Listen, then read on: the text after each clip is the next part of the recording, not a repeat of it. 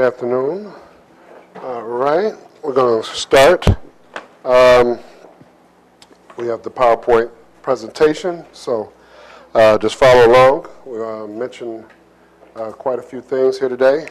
First of all, we're going to go over the mission statement, okay? And then we're going to go over the laws governing the procurement process, the types of procurement that we do, the certification, contract monitoring and compliance, the programs and bid incentives.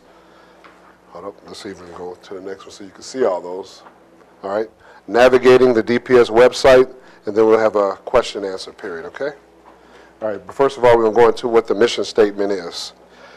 We state that we are the contracting authority for procurement of goods and services for the city of Chicago.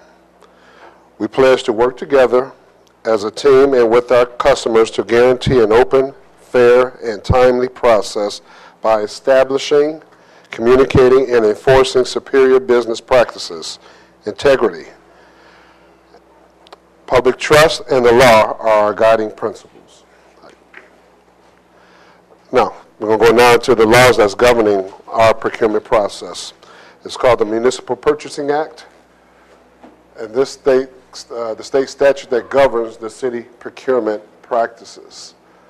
Then you also have the Chapter 292 of the Municipal Code of Chicago, which is the city ordinances that governs purchasing. Okay. All right. There are 5 types of procurement. There are small orders, which are all bids that are under $100,000. And then we also have another segment of that for all bids that are under $10,000. Then we have competitive bids. Competitive bids can be anything over $100,000, that being commodities, work services, vehicles, heavy equipment.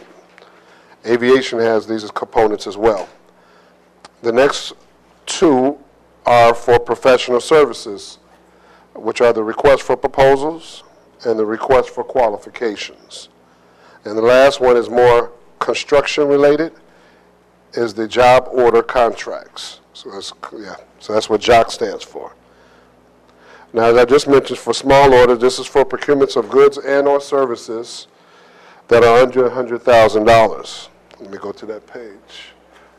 And what it states is that quotes may be solicited by telephone, fax, or a written quotation posted on the DPS website. In order to bid, you could be a city-certified MBWB or vendors are solicited first. Then the MWB compliance required for all bids over $10,000. For any bids under $10,000, there are no MBWB goals, so there's no stated goals for those. Okay. Now, for the formal bids that's over $100,000, that's like I said, that's our commodities. So with those bids, it has to be advertised in the Chicago Sun-Times. That is advertised Monday through Friday, not on Saturdays or Sundays. In order to actually see the actual procurement, you can go to our website right there at citychicago.org/procurement. And also you can pick up the solicitation from here, which is room 103, which is the bid and bond room. All right. The bid solicitation period, it can be from 10 to 30 days. That can actually be extended out further if there's an addendum. And what is an addendum? Addendum is if there's a change to the actual specification document. So if there's any change, like in terms of the quantities, say the user department says, instead of 10, I want 100. That's a material change. We would change the document, give you a chance to see that change, and that's what an addendum would do. And then also it says that a plan deposit may be required for some bids. And in most cases, that is for a construction-related project. Okay. All right. Next, we want to go and talk about a pre-bid. A pre-bid, what it's mentioning is that it can also be a site inspection, meaning that, say, the Department of Water Management wants you to go to an actual job site. And that's mostly in the construction-related field. But it can be, like I say, site inspection of the work location after the pre-bid. So the pre-bid in most cases would be here or it would be in room 1103, which is a larger facility for customers. All right. Now, the requirements for the bidding process could include a review of the specifications. They're going to give you a chance to see the specification, see if it's something that's interested to you, address any concerns regarding the spec. So when you come to a pre-bid, you want to make sure that you come ready, meaning you have your questions already addressed. Well, not addressed, you have your questions written down. So then, because we have the subject matter expert there at the pre-bid. They are there to answer questions, okay? And then it says bidders' attendance is encouraged. At one point, there was a time when they said it could be mandatory, but we've gotten away from that because that seemed to be an unfair practice. So we just encourage you to attend all of those because, it's like I said, the more information you get, the better bid that you'll provide, all right? And like I say, in most cases, it will result in an addendum because with those question-answer periods, they're getting things from you you work out in the field, you deal with the product, you know the service being requested. So it may be something that you know that can change the process in terms of an addendum or clarification being issued to answer those questions. So that's what would happen as a result of the pre-bid. Okay. All right. Now, what this is saying, if there is not a pre-bid meeting, bidders are encouraged to review the specification on your own and the contract during the bid solicitation period, which, as I mentioned, was the 10 to 30-day period, okay? And the contract administrator or the procurement specialist who is responsible for that bid is identified in the bid advertisement. So that's the person that you will call if you had any questions about that bid, if a pre-bid is not available for that particular solicitation. All right. So for the competitive bids, make sure you want to, when you take out the spec, when you pick up the spec from Bid and Bond, or you can download it. I think we gave you the website, citychicago.com/procurement. When you download that document, this is telling you what documents need to be executed. You want to make sure that you complete all the documents that are in the spec. And certain bid documents must be submitted and executed with the bid. If not, the bid could be rejected. So we want to make sure, if we ask for a notary seal, make sure it's notarized. If it's signed by anyone of your firm, make sure that it's signed. And make sure we do not leave any pages unturned in terms of the document. As I mentioned, see, notarize the document, okay? So, the bid submittal. Include any bid deposits. In cases, like I say, that's more construction related. So you want to make sure if it's asking for a bid deposit, it must be accompanied with the bid. It cannot be cannot be accepted after the bid opening date, okay, which is in most cases 11 a.m. for all bids. The bid deposit is usually 5% of the bid, and normally refundable, and it may be required, okay? A bid fee is non-refundable and be required for some bid submittals. And like I said, a lot of the time, that is for the construction-related projects. And like it mentions here, and it's before 11 o'clock a.m. It has to come through there. Like you said, they use this clock right here. At 11 o'clock, it stops. They cannot accept any bids. All right? So just be mindful of that. All right, bid openings are Monday through Friday, and they are read aloud. Right here, 11 o'clock a.m., they are publicly read to everyone that's in attendance. And they read them even if there's nobody sitting out here. They still read them because we put those on, I think, on YouTube. We put those out there so everybody can see. So we want to be as transparent as possible, okay? And bids are tabulated, and what that means is, so say, for instance, when you turn your bid in most instances, we assume it's correct. But in most cases, you may have rushed to do it, whatever. We take it and we then send it to our procurement specialists who are responsible for going line by line and making sure that A times B equals C. It's imperative that we do that. It's imperative. Because, like I said, you got 3 or 4 bidders. Sometimes we may have 10 bidders. We want to make sure everybody's bid is accurate and correct. All right? And then once we did the bid tabulation and bid our review for accuracy and completeness, that's what I just said, that the specialist will do, and then they can be viewed online at DPS 24 hours after the bid opening. So you can go, so our recommendation is not the day of the bid opening, go out there and say, ooh, let me see who the low bidder is. Wait 24 hours so you can see who is the low bidder for that particular specification, okay? All right, the award process. The determination is made regarding the bidder's responsiveness and responsibility for award. So what does that mean?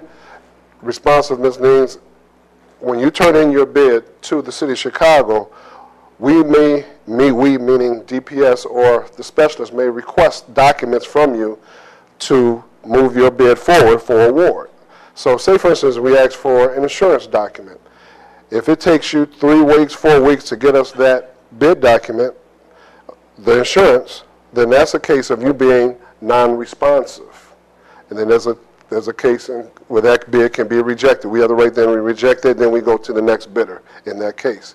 And then we also have the responsibility of the vendor, meaning responsible in just that they are doing in terms of doing the work, they're a responsible vendor. That's not more so on the paperwork. Responsiveness is more on the paperwork side. Responsible being once you start doing the work and making sure that you say you're going to do the work as you stated in your bid documents. So that's the responsibility of a vendor.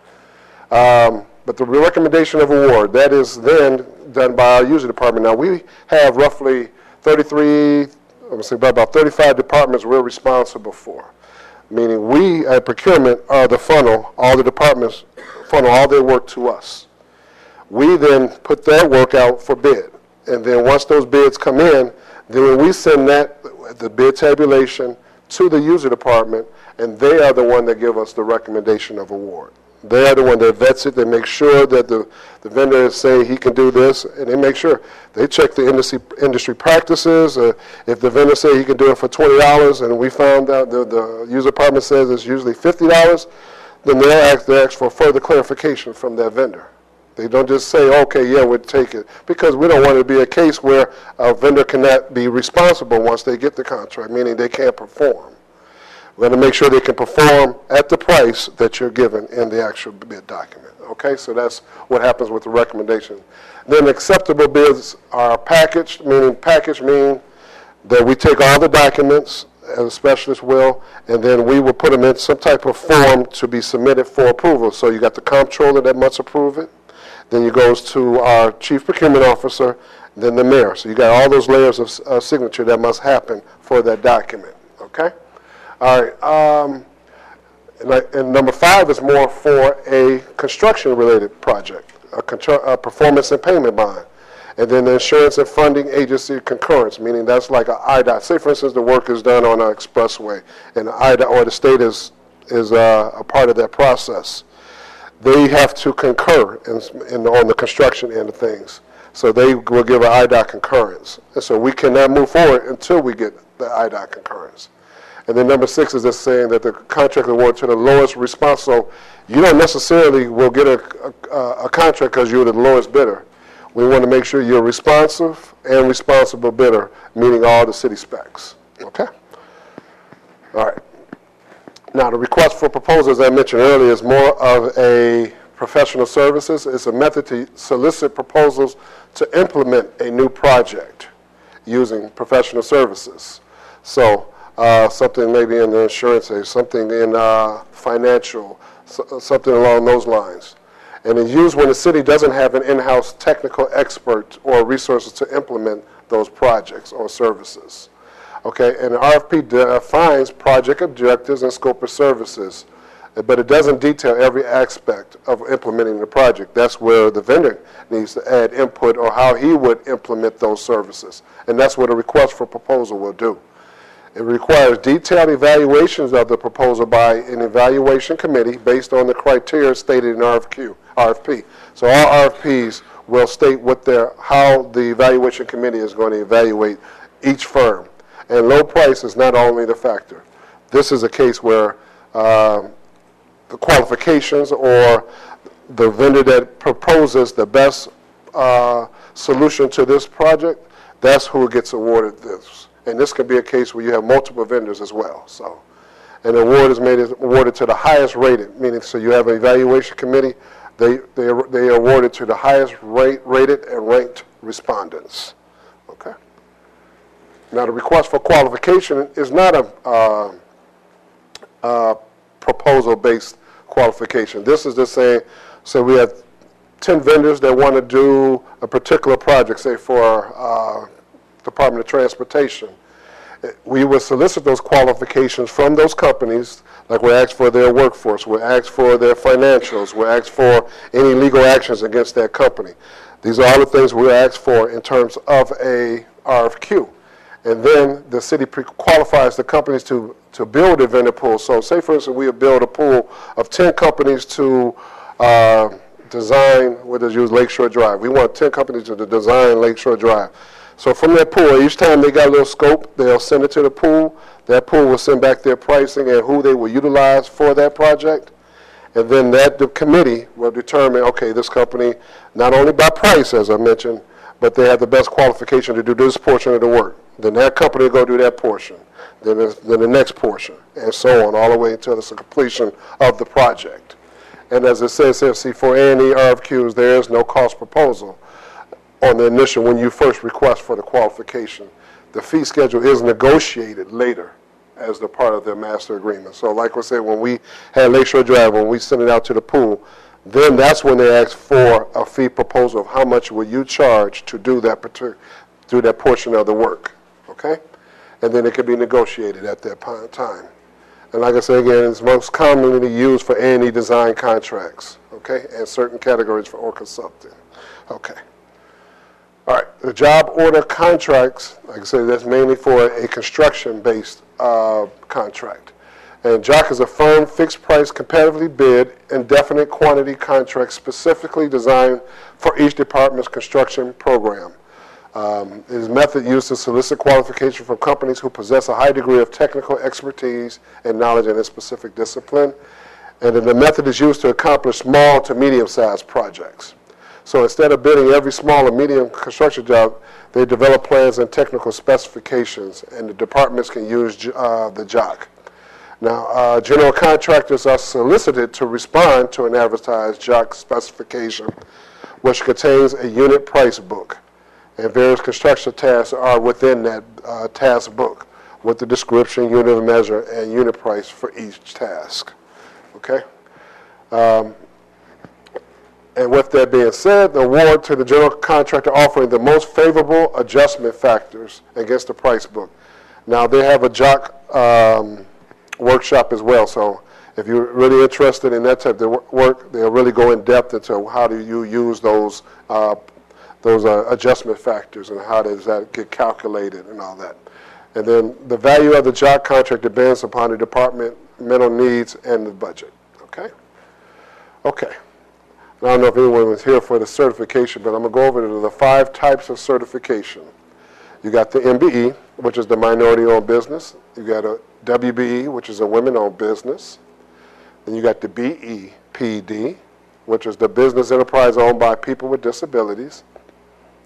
You have a DBE, which is a disadvantaged business enterprise, and then an ACDBE, which is the airport concession disadvantaged business enterprise. And the basic eligibility requirements are business must be at least 51% owned by a minority, woman, or disadvantaged individual. And then on the BEPD program, business must be at least 51% owned and controlled by an individual with a disability. All right, now we're going to go into the contract monitoring and compliance. So in order to you monitor the actual utilization of the MW and DBEs that have been listed as the subcontractors on the compliance plan. So if you have a bid that's out for right now and they have 16.9 and 4.5% goals, this is where your M and WBEs will get listed. So you'll put, for 60%, you put the MBEs on there, and then for the, say, 4.5, you put the WBEs. So contract monitoring job is to ensure that the compliance with all the Chicago residency ordinance requirements are met and the equal employment opportunity commitments.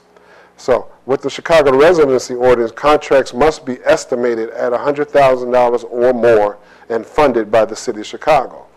And then 50% of the total work hour must be performed by actual residents of the city of Chicago. So they built that in to the bids now, and that is mainly more also for a construction-related contract, okay?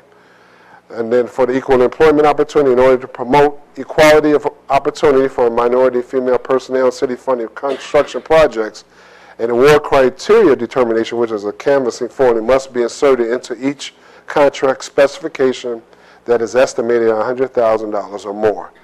And then we ask for all bidders invited to propose the minority female employee utilization goals. So that is all done under that award criteria determination. All right.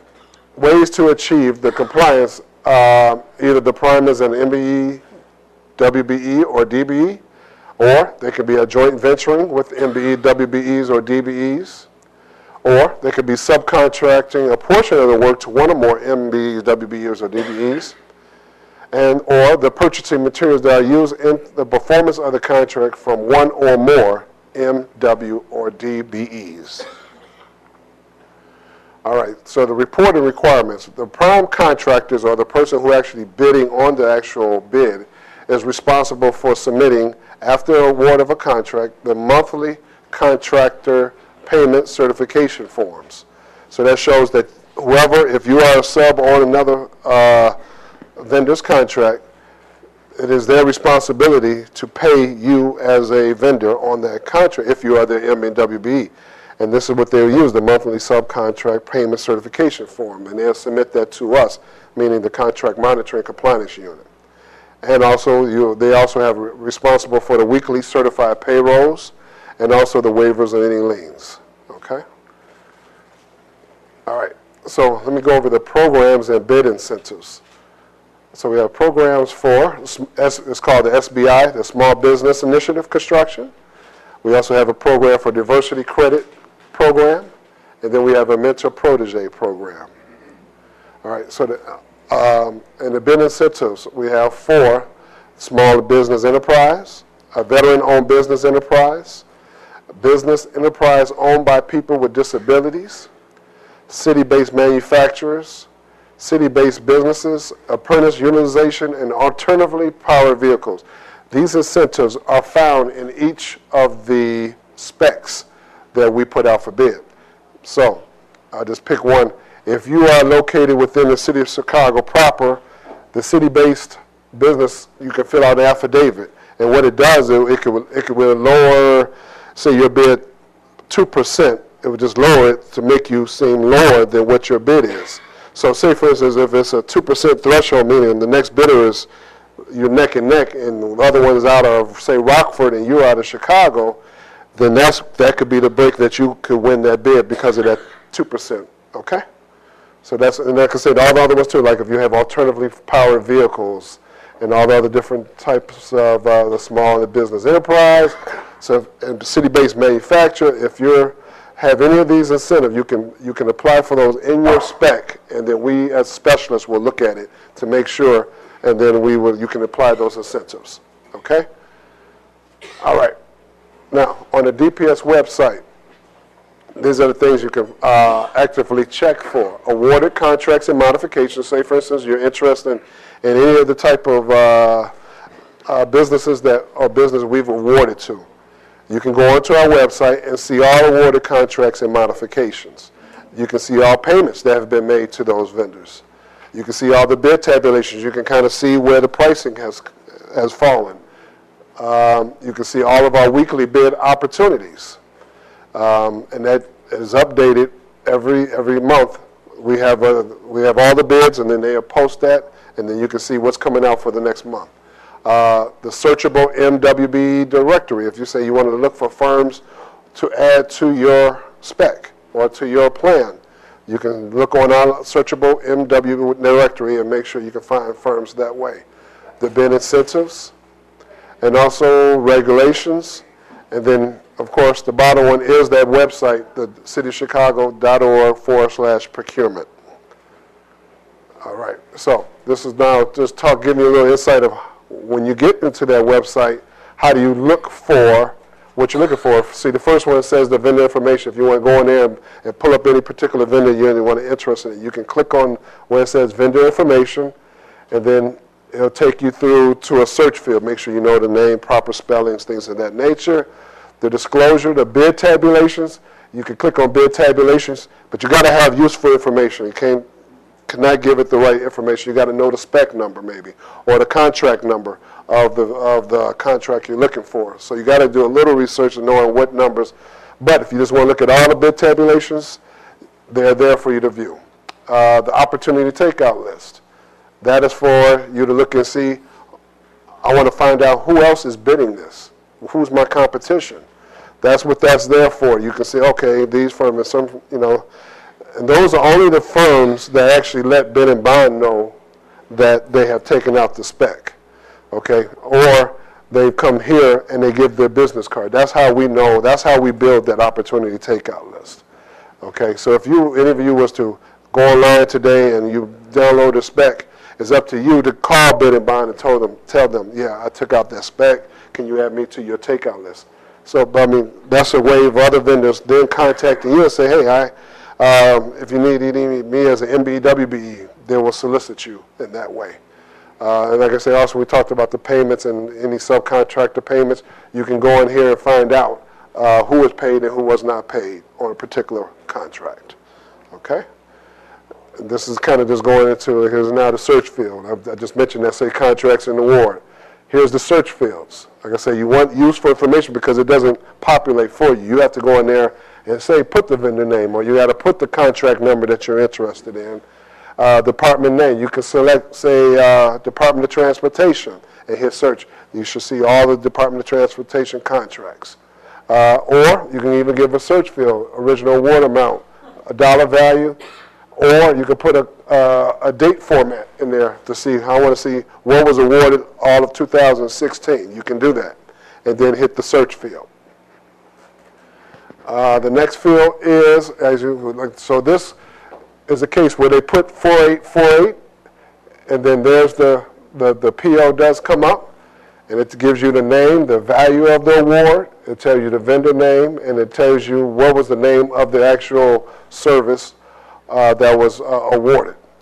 And if you notice, under 4848, it's a line underneath that tells you, and that little A in front of it, that means that it's in an Adobe format. So you can click on that, and then it will open up in your browser, and then you'll be able to print that out, or you can keep it on your computer and just go through it at your leisure and look for whatever, like the scope of work maybe, or see what pricing that they provided in that particular contract. And here's a case where they look for the disclosure. This is like, I don't believe this company is owned by such and such. Where it says, see where it says disclosure number 1, 4848, the 9 means that's the 9th modification or amendment that was done. D1, and then you can click on that, and then you can go in there and see what was the modification for that. So this one was a decrease in the value of the contract by $1,694.80. And then the next one was $24,000. So this is all the detailed information that you can get by going into that contract. All right, so the next one, say for payments. So here's the other search. So like I say, you've got to have useful information, but if you got date ranges or whatever, you can put that in, payment year, and then you'll hit the search key. All right? And the bid tabulation, this is driven by the spec number because bid tabulation is not an awarded contract yet. So if you want to put the spec number in, or say you want all bid openings from yesterday, say if we had 3 that opened yesterday, you can put in yesterday's date with the calendar up there, hit the search key, and then those bids will show up. All the bids, everything that opened yesterday will show up. Okay? This is just a little bit to let you know that we're very transparent, that we are here on Facebook.com/Chicago DPS, or you can go to the Twitter account right there. So like I say, very informative. Give you a chance to go post, and we will post all bid advertisements and addendums, upcoming workshops and events, and new policy and procedures that affect you, the vendor community. All right. All right, so with that being said, I want to thank you, and then we will open up any questions that you guys might have. Hold on, I didn't do that one. Okay, yeah. How long does it usually take from submission for a WBE or MBE until approval or rejection? No, I don't know. You must have missed the answer because I don't know how to speak to that. Do you know how? We just finished our So Yeah. there's a range, I'm not sure Well, what yeah. Francisco said the total amount of time. 90 to 120 days. Nice to do it early and don't wait until you have an opportunity, but do it now so that you're not trying to force them to hurry up and certify you to get a. So the sooner the better. I Yes, would sir. say. So I think it is like a 3-month. So 3 months. And then also, 4 months. if you are looking, say you were looking to bid a particular project, you have to be certified at the time of the bid opening. It's not something that can be ongoing. So in a lot of cases of, say, a target market, and I didn't think I touched on that, but a target market is a type of opportunity for certified vendors. So only certified vendors can bid, meaning an MBE or WB can only bid that target market contract. But at the time of the bid opening, we do vet that, make sure that everyone is an MBE, WBE, because anyone that is not at the time of that bid opening, those bids could be rejected, okay? Because it is only for those MBE, WB. So this is a good program for those, yeah. Mm-hmm.